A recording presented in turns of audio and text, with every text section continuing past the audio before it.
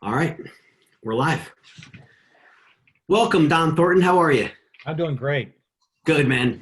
I told people we were going to be bringing on an expert in short sales, and frankly, someone who's done more than the short sale stallion, right? So run around. I've done 1,000 deals, and Don's like, I've done 2,000. So okay, well, I Hold passed. my hold my beer, right? Yeah, exactly. I'll pass the crown. So there you go. But that's obviously many years ago. But a lot of people, you're not a guru, Don. You're not, product creator like I was with Jeff and all back in the day. But you've been down and dirty.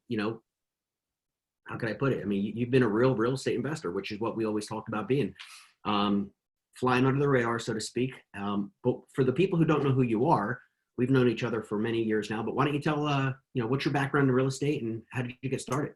Well, I've been doing. I got into real estate because I was a failed mortgage broker, and when you talk about failing upwards, I guess that's kind of what my story was because I wanted to become a mortgage broker.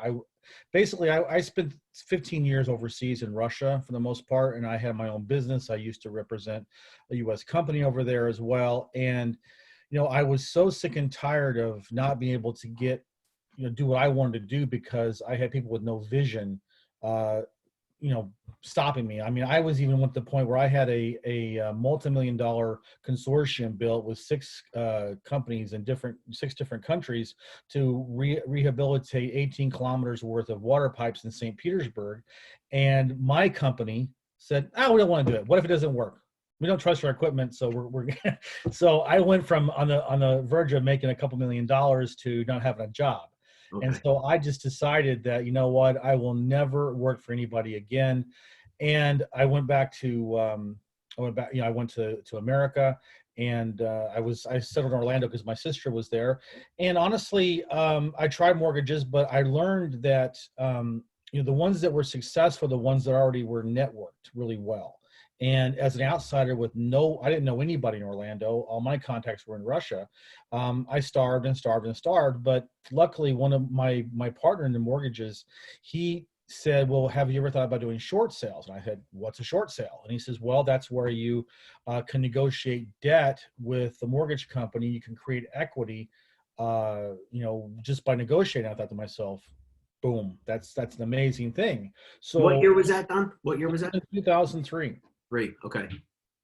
And he, there was obviously, how it works with the gurus, having been one yourself. You do these seminars, and you try to get the excitement, and they always have the people in the back of the room with the credit card machines to take your order. And he was like saying, "Well, yeah, we'll go back to the tables. Take your credit card, $3,000." I didn't have $30 at the time, so I just raised my hand and said, "Well, what would you do for someone in my position? Doesn't have any money at all, but is going to work, like crazy to learn how to do it?" And he said, basically, if I was you, I would just, go to the courthouse and find the fresh foreclosure filings and just go and knock on doors and say, "I see you're in foreclosure. If you're looking to walk away from the house, give it to me. I'll take it." Hmm. And I said, "Really?" And he said, "Yeah, just ask for the house." And I said, "Well, then what do I do?" He says, "Well, then you can go to a local real estate investment, club, and find someone to help you out with that part of it if you can't afford my course." So, actually, ironically enough, the very first house I knocked on, I got a yes. Okay. I So thought this was easy. let's stop there for a second because it's funny, when people are looking to get involved in real estate investing, of course, there's many different ways to market for properties, whether you're talking short sales, whatever, mailing campaigns, phone calls. But the one thing, even when I ran my coaching program for years with new investors, the one thing that would terrify people would be door knocking. So you had no problem with that? You know what? I had spent 2 years in Finland as a LDS missionary, and all Okay. we did was knock on doors. Hmm. And so it was not, for me, it was not hard at all. I'd lost my fear of door knocking a long time ago. Okay. So from that point of view, it was just, I knew it was a numbers game. That's actually a very interesting point. I never thought about that. So a good source of real estate investors, people not afraid to knock on doors, LDS, Jehovah's Witness, whatever. I mean, Yeah. if you have no problem knocking on a stranger's door, right? Listen, it's a heck of a lot easier selling real estate than God. Right, true. Yeah, probably it is. So you got your first Yeah. Yes, the first one. So tell us how that evolved. Well, basically, I'm sure this is similar to a lot of real estate investors. I'm not sure so much with realtors, but um, it took me 9 months to actually learn how to do it well enough to go on my own, because I kept getting screwed over by investors, at the sharks, as we call them, the experienced investors who were just looking to take advantage of the newbies. But again, I didn't have a choice. This desire to be wealthy and be on my own without having to be have my fate to be decided by people, boards of directors and so forth, just kept me going, kept me going, kept me going. Plus, I had my family still in Russia, and I wanted to see him again, so I needed to get something going so I could bring him over again. So, long story short, it wasn't until 9 months later, the end of December 2003, where I felt like I knew how to do it enough to start. So I incorporated, and I had my first closing. I did my first short sale, completely won. I got the house, did the short sale negotiation, and I got the check. I made $13,072.36. I'll never forget that. I framed the check. I And at never. the time, you were not a licensed agent, right? Real No, estate agent. no, Okay.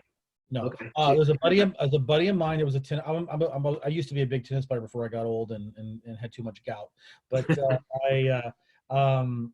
no, I asked him. I said, "Look, do you want to go in with me on this?" And he said, "Okay, sure." He was a broker, but he was pretty much just involved in buying holds, and he did some business every now and then, but he wasn't really into it. He says, "Yeah, let's try it." So he was the one that actually did the short.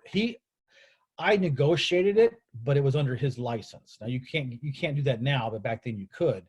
But yeah, I did everything myself, and then I went from literally having to go down to go down to 7-Eleven with my gas card and getting taquitos or big bite hot dogs to keep me going sometimes when I didn't have any money, to I think I made something like $600,000 or $700,000 the next year by doing short sales. No, And wait, pause right there, because that's actually shocking for me when I first heard the story, and for a lot of people probably listening. 600,000, 700,000. Let's say your second year in the business. 2004, which was before the crash. I mean, that's when real estate was booming, but you were making a killing in short sales. Why? I mean, how does that work? uh, I'm almost to my 19th year. I'm 18 and a half years now. And I can tell you one thing is that realtors hate short sales for the Yeah. most part. Most people hate short sales. And I feel like I swim against the current some ways, but it's also good because I don't have as much competition. And I love short sales. And so we have never stopped doing short sales. And the recurring theme that I've been hearing lately, because I've been biding my time the last 7 years with the economy's been booming again, and the real estate market's gone up, and everybody's going back to wholesaling or going back to just regular retail sales, is because they're easier, right? But I found that you're always going to have people that make poor decisions financially, even during the boom times, where they're going to be, and a lot of people in Florida anyway, you're talking about a lot of USDA loans, which are 100%, VA loans are 100%, FHA, which are 97% usually financing. And, so if anything happens to them, there's still going to be more than enough people who are upside down on their mortgage that need a short sale. And so I would say the only thing that we had to adjust to, whereas in 2004, when I was first doing this, I was working primarily 6 counties around around Orlando and Central Florida. Now, to keep my numbers up, and my numbers are basically anywhere between 12 to 20, 22 new acquisitions a month Per that we month. acquire ourselves. Yes. Wow. And we've been doing that during the boom time here. We've had to expand our geographical range. So we go all over Florida. The whole state. We're hitting every single county in Florida to Okay. keep our numbers up. Right. Now, if I was just staying around Orlando, my numbers would probably be maybe 5 or 6 a month. But I wanted to make sure, our goal was always to get, double figures every single month. And that's one, I mean, at any given time, we have close to 100 houses in pipeline in short sales. Mm-hmm. So we've never gone, and that's what I like to say people, is that we never went away. We've always been here. Most realtors will hold their nose and do a short sale if they're forced to, but they don't want to do it. We love them. And It's funny now with everything going on with this whole coronavirus, and I know we'll get into that in a second. I've been saying for a while, thanks to, our mutual friend, Jeff Watson, that, hey, look, I mean, you don't have to have a crystal ball, but if you go back and you look at the housing market, go back the last 100 years, there's been a major correction, if not crash, every 8 to 10. And if you track the Great Recession to 2008, 12 years later, I've been saying, hey guys, it's been 10 years and what's going to happen in the election and Trump and everything, nobody knows. But a lot of very smart people say something's happening. Now, I don't think anybody could have conceived or known what happened with this whole COVID-19 thing. But the reality, Don, is that you're right, because I see so many realtors, and they're making fun and being silly. Of course, I get it. Like a lady with a big old glass of wine with her head down, and realtor said, "Oh no, short sales are coming back." Right? Well, they've never left. Is the point I'm hearing you, and you in this boom time that we've had prior to all this, you've been making a killing, and I guess the biggest question is, how do you get them? Are you still getting courthouse leads? Are you still door knocking? Like, where do you get your deals? Well, I haven't door knocked in a while. I have raised my standards a little bit. Although, what if I had to? What if I had to? But no, we pride ourselves on being the one. Everybody, I guess the competition is out there. And look, it's not just short sales. Anytime someone gets into trouble, they're going to get postcards. They're going to get letters and postcards, and everybody talks about, oh, I got the yellow legal pad, all that kind of stuff.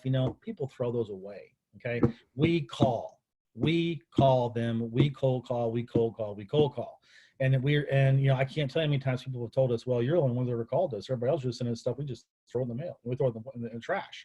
We cold call. But it's not just you. I mean, now you've built an entire team. You have attorneys, negotiators. Yeah, right. Okay. I don't cold call anymore myself. I have. I recruited she's my sister-in-law actually. So nepotism is big at HB funding, but in my defense, she used to be. She started as a data entry.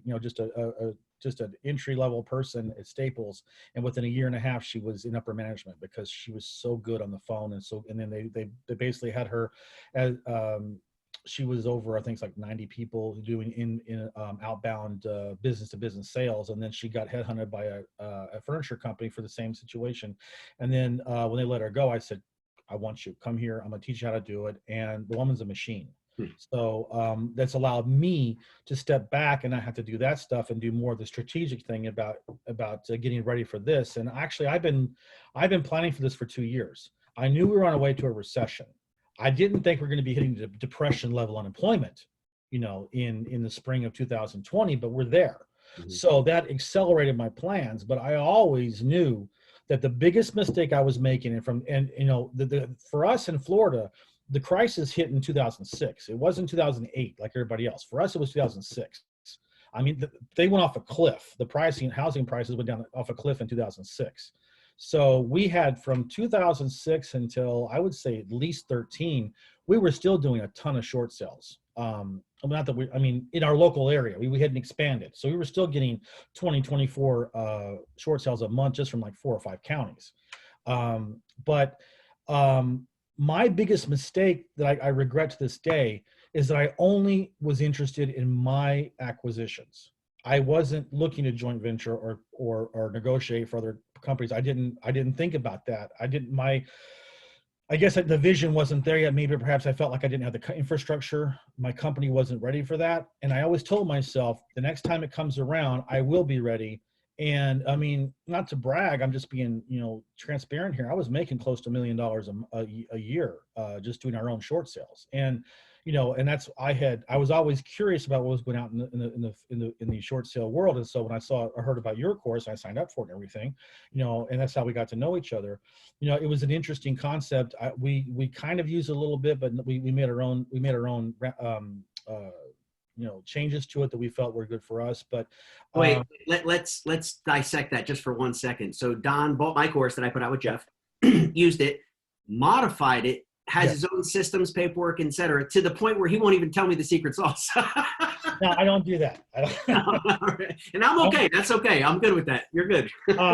But no, I mean, it just shows you that there's more than 2 ways to skin a cat, right? Brian went the teaching route. Obviously, you were still doing your own deals as an agent, but I just kept my head down and just did our stuff. And so you're right. I mean, I would put my record up against any short sale person in the country, but nobody knows about me because I never was trying to get it out there. But now, like I said, because we've hit this situation right now, And I really believe that we have, I don't, our goal here is not just to teach people, but it's actually to do negotiations for them. Help you guys. Okay, Help you hold guys. that thought. Yeah. Okay. That's critical, and I want to talk about. I want to dissect that because any realtor, real estate agent watching this needs to pay very close attention what we're about to talk about. But before we get into that, Sure. to kind of set the stage, and you know, I like to try and stay informed. I subscribe to numerous publications, as do you, when it comes to distressed housing, and even all these years later, dude, it's bad. I mean, you know, you talk about, you know, people are saying, oh, you know, they're going to open up again in May and June, and some beaches in Florida open. It's going to be fine. The reality is, I think I heard 28 million filed for unemployment in the last few weeks. 32% of all small businesses, many of which are restaurants, will never open again. You know, people are, and I also read another article. They were saying that basically the average American, to the tune of 74%, I read, literally have 1 month of savings aside. So the mortgage, like, so after 30 days, and we're well beyond that, people have nothing. People are applying for unemployment. They're not getting it. It's taking forever. There's a backlog. There's a jam up there. Small business owners with the PPP. I run 3 different companies with payroll. I applied for the PPP. I applied for the EIDL, you know, the emergency 10,000 grant to keep payroll running for my staffing company, the other things. I haven't gotten a dime. It ran out. Right now they're talking about round 2, but the point is, what are people doing? I mean, people are getting by, and I had a good friend of mine who's an agent down in Florida, actually, Kelly Duncan Smith. Last Friday, we did an interview with her. And the interesting thing is, what people don't understand is the difference between a deferral and a forbearance. Right. So many people are naively, and I feel bad for them because they don't know what they've just done, saying, hey, I'll take that 3-month forbearance. And basically, okay, the bank says, Chase or whoever, now you don't have to pay for 3 months. So let's do the math.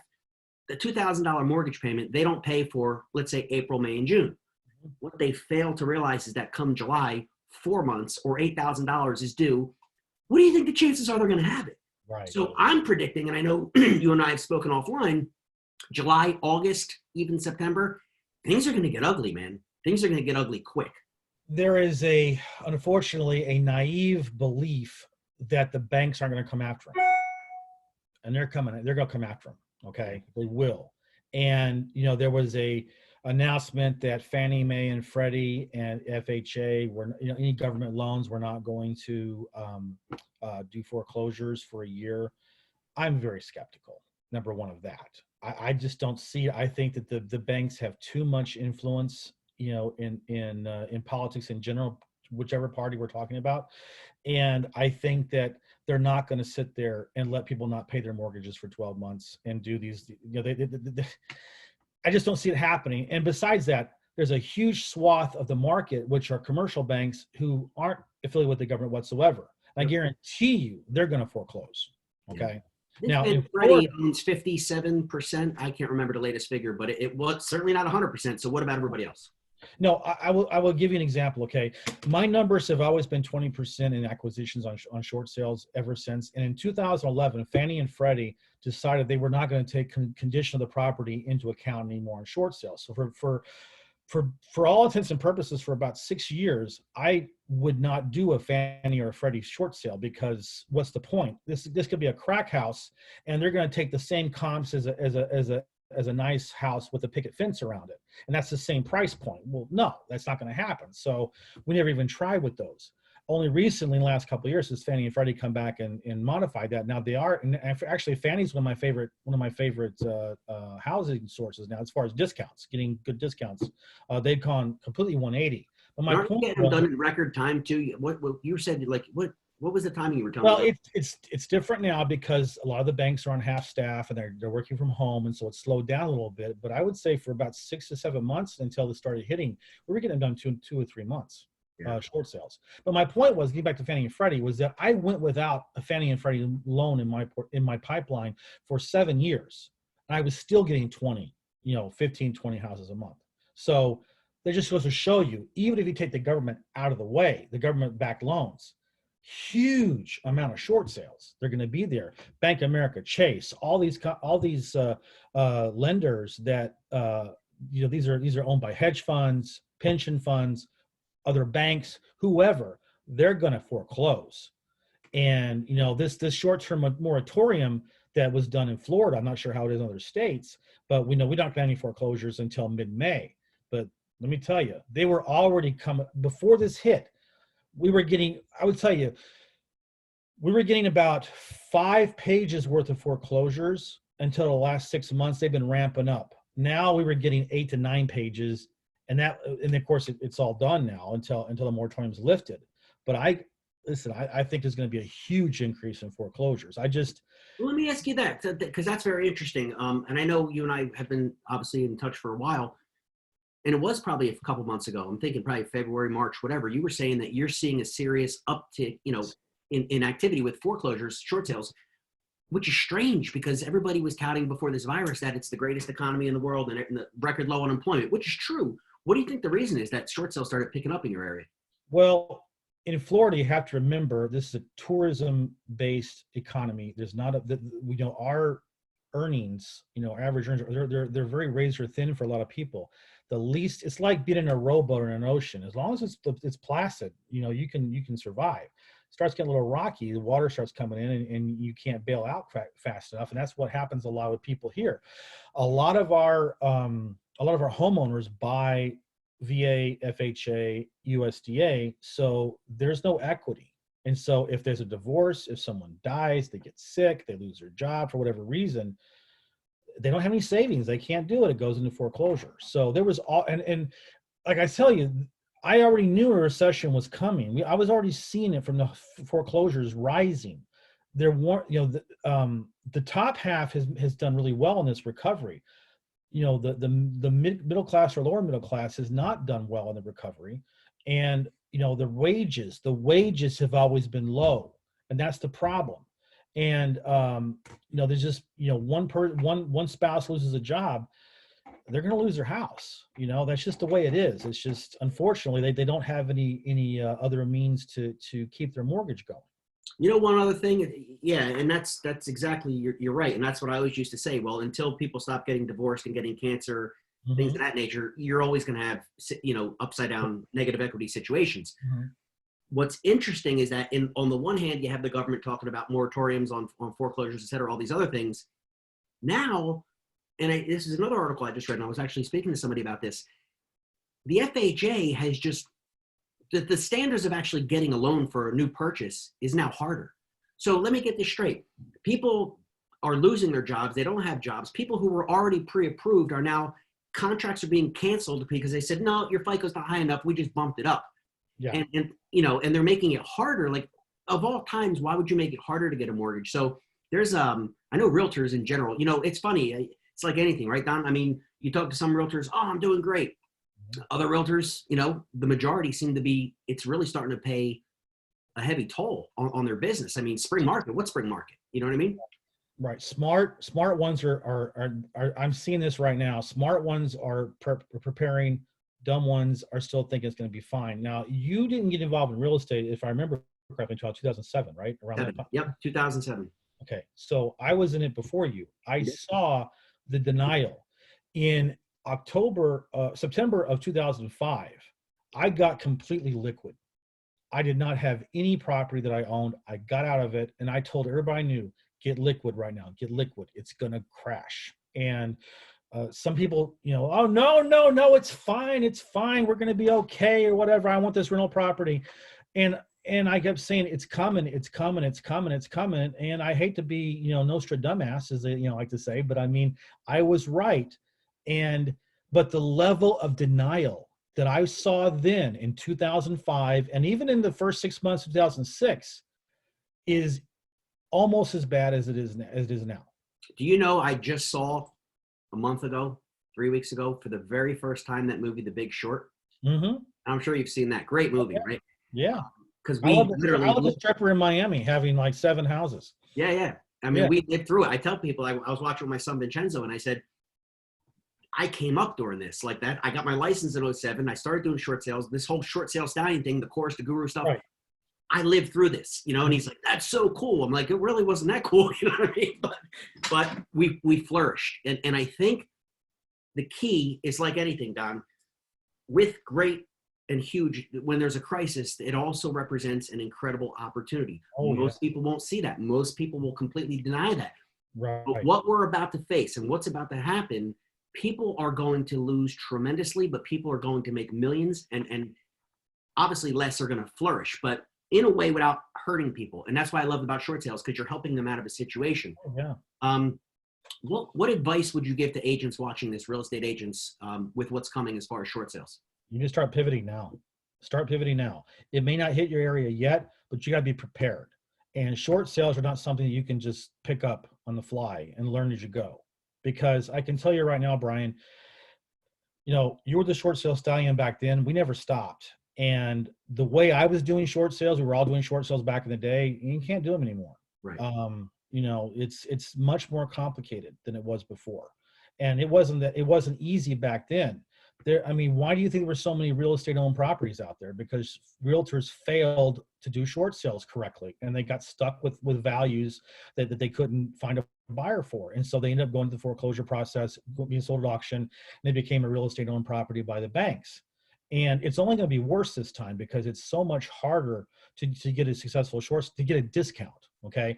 I like to tell people this, and no offense to anyone who's ever bought your course or whatever, a monkey can do the actual paperwork, right? Yeah. The actual process itself is not that hard, but you win or you lose on the discount. And that's what most realtors can't do, didn't know how to do before, aren't going to know how to do it again unless they have expert help, and preferably, someone helping them do it, without having to, for them to learn how to do it well. But I'd say right now, it's not just about, pivoting also means you have to start branding yourself again. Okay. So whatever niche you're flourishing in as a realtor in a boom market, the same pitch you're making, the same brand you've established is not going to work for you in this new apocalyptic scenario of short sales coming back, right? You have to pivot and start branding yourself to be the short sale person, the short sale expert, and, I like to say that, there's an old saying in motivational circles about how you fake it till you make it type thing or whatever, there's also something to that in the sense that if you partner with someone, then you can use the royal we, right? So if you're partner with someone who's an expert, you can say, I'm an expert because you have the infrastructure, right? You don't have to learn it all how to do it yourself, because that's hard. And I would say that pivot now, prepare now, and start branding yourself now as a short sale. Even though in your particular market it hasn't hit yet, give it a couple months, and you're going to lose all that time if you don't act now, because now is the time to get ready. Yeah. And one of the things that, one of the reasons I want to have you on today is you have expanded outside of Florida. So it's not, obviously when it comes to your personal investing deals, it's the entire state. Yes. But you're now working nationwide. And Nationwide. Tell us about your service and what you're doing and how agents could help, work with you, frankly. Okay. Just to give you a little hint about how the thing has changed. Do you remember what would you say is the average size of how many pages you would submit on a short sale back in the day? Oh God.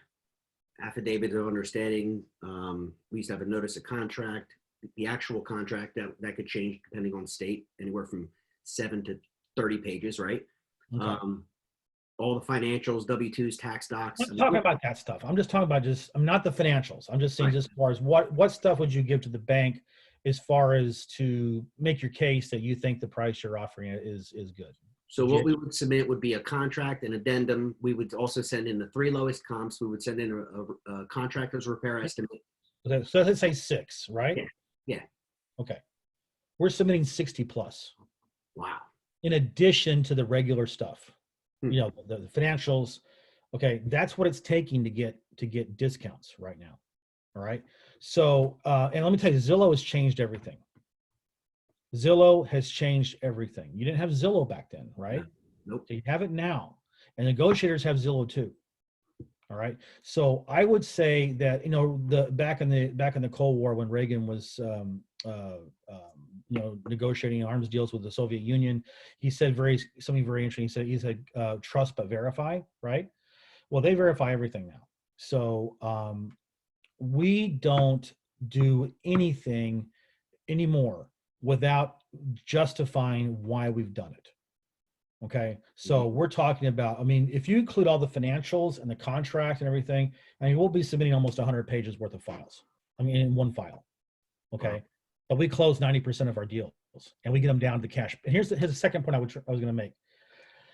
If you can't, when mortgage requirements are so high now, when even FHA is what, 660 now is a credit score, you know, they've jumped what, almost 100 points as far as being able to get loans. I mean, it's funny, everybody contradicts them. I mean, I guess it depends also on the servicer, but with the guidelines like 620, 640, 660. Yeah, it's going on. But regardless, okay. The only, and this is what happened. This is what was happening in the Great Recession as well, is that if you cannot get your price down to a cash buyer level, you will not find a buyer. Okay. The only ones that are going to be buying are the people with money who are smart and realize that, you know what, now's the time to buy. But you got, if I compare it to fishing. Okay. If you're out on a lake and, you know, you can try for the fish up here near the surface. And that's a retail price in a short sale. And honestly, if you're trying for a retail price in a short sale, you don't need my help. Okay. Anybody can do that. You know, and you've got the ones in the middle of the road ones where you got to get some kind of a discount, but you can usually find, you know, some people that maybe want a little bit of a deal, but they want to live in the house and maybe want to rent or buy and hold or whatever. Those buyers are going to be gone. You're not going to find those. So what you need are the bottom feeders. You want the catfish, you know, the ones that are sitting down there and or the largemouth bass. You know, I'm not a fisherman. I'm just saying that, you know, the ones that stay on the bottom. Okay. That's who the cash buyers are going to be. They will not come up to you. You got to get them to come down. You got to get the price down here. And when you have the bank that is not, even despite all this stuff happening, because you would think common sense would tell you, well, they know we're in a crisis now. They're going to start taking whatever off they can get. They won't do it. They will not do it. You have to give them political cover and you have to give them explanations and reasons to justify how you went from here to here. If you can't do that, then you're not going to make any money. And that's what we've been learning, and we've been doing we've never stopped. So, you know, even 6 months ago, if you're doing short sales, you're probably a little bit obsolete. You have to keep your pulse on what's going on here. So we decided as a company, like I said, we've been talking about this for 2 years, but we decided as a company when it started hitting and we knew it's like, okay, it's going to really get bad quick. We said, all right, we have the infrastructure now that we could do this where we didn't have the infrastructure back in the day. Plus I didn't have the vision either. I was just want to get houses. I didn't care. But now it's like, I thought to myself, if I was going to make $800,000, $900,000 a year just doing my own short sales, you know, imagine what I could do if I could partner with realtors all over the country. And so what we're doing is we're saying, look, we have a training course, which I have put together. It's, you know, we have an ebook, videos, and we'll teach you exactly how we're doing short sales. And if you want to use this and learn to do it on your own, and that's fine, God bless. Okay. There's a caveat. If you try to do it on your own, it's like anything in life. You need a lot of repetition to get good at it. All right. So make sure that you understand you're going to screw a lot of clients over. Unfortunately, you're not going to be able to get it done because you need practice. Okay. So there's a better way.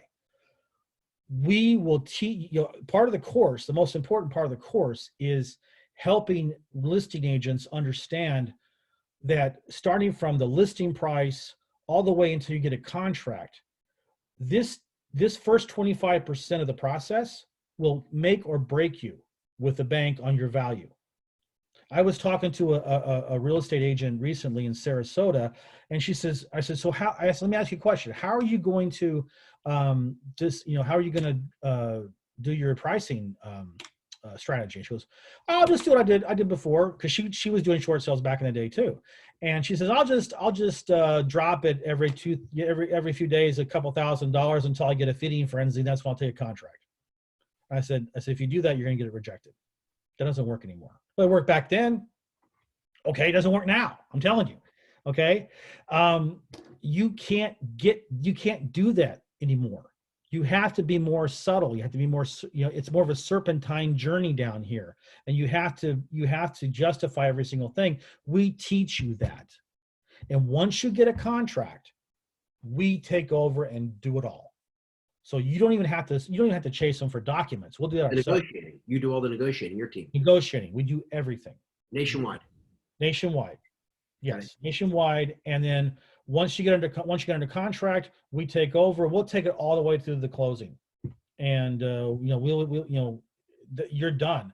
So at that point in time, all you have to do, look, this is what I'm a big believer in, highest and best use, that we should be doing what our highest and best use is. Okay. Our highest and best use is getting discounts for our clients, for ourselves, and for our clients. And your highest and best use should be a realtor. You're not a negotiator. Don't try to be. Don't get your ego involved and say, well, I can do short sales too. I'm sure you could, but why bother? Outsource it. Focus on getting more and more houses. Get more and more listings.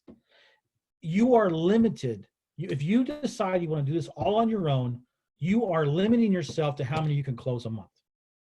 You physically cannot close more than a certain amount because it's just not enough hours in the day. The number one question every realtor listening to this on the replay live with us today, Zoom, Facebook, wherever, we're streaming everywhere. The number one question is, okay, well, Don, how much are you going to charge me per deal to use your services? Zero. Now, see, you just blew people's minds, because what we saw back in the day was these firms, most of which half of them went to jail, right? Starting with loan mods. We won't even get into that. But the point is, charging realtors, okay, well, I'm a licensed agent, so give me a referral. Give me 25% of your commission, or I'm going to charge you X amount. Let's put it on the HUD, the whole thing.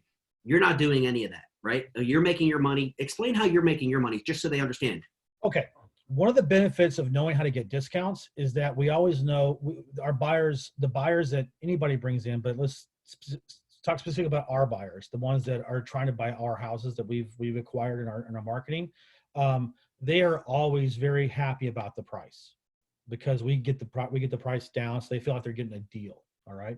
So we get the buyer to pay us our fee, our negotiation fee. It's a buyer approved expense on the HUD. We get an addendum signed by all parties of the transaction. It is disclosed to the lender. It's on the HUD, so everything is on the up and up. And we get paid by the buyer. We're not going to touch your commission ever. That's huge, and I think that, it's one of those things where, like, a buyer's looking at a house, and we used to do this back in the day. Of course, we didn't get the money from the buyer, but I think it's brilliant. And actually, a buddy of mine, Rick, who might be watching this, is that's what he started a couple of years ago, saying, hey, look, Ryan, I'm going to get somebody $30,000 or $20,000, $15,000 off the list price. I charge them a few grand. They're more than happy to pay it. You know what I mean? You just save them 10, 20, 30 grand. So I thought that was brilliant. And I want to say he started that about 3 years ago, but, and he's been doing very well up here in Pennsylvania, my buddy Rick. But, no, I think that's great, Don. I think that, one might say we're a little bit premature with this talk. I don't think so. You don't think so? Because, like you said, there is a learning curve. Mm-hmm. And what you're offering to people is, hey, look, if you're an agent, you're a realtor, I'm going to teach you everything. I'm going to give you the keys to the kingdom. You can go off and do your own thing, or you can work with me and I won't charge you at all for my services, because you get paid on the back end. I think it's brilliant. I wish I came up with it. I didn't. Okay. So, kudos to you for that. But, no, that's great. What, and I know you have a link. I'm going to be one of your, mouthpieces, if you will. I still have my finger on the pulse. I still know a lot of people, right, realtors, investors around the nation, and I committed to help you get the word out for this. So let me just start one last thing here. Just so go ahead. Okay. We do charge for this. We charge $1,500 for this. Right. But again, the first short sale that you close with our company negotiating it, we give it to you back. We give it back to you. See, that's another thing that, me being in that affiliate marketing guru role, that blew my mind when you told me that. I was so excited to have you on today. So there's a cost. It's $1,500. Right. But then they close a deal with you, they get their money back. Yep. And there's no cost to negotiate any deals ever. No. So it's virtually free. And here's another thing.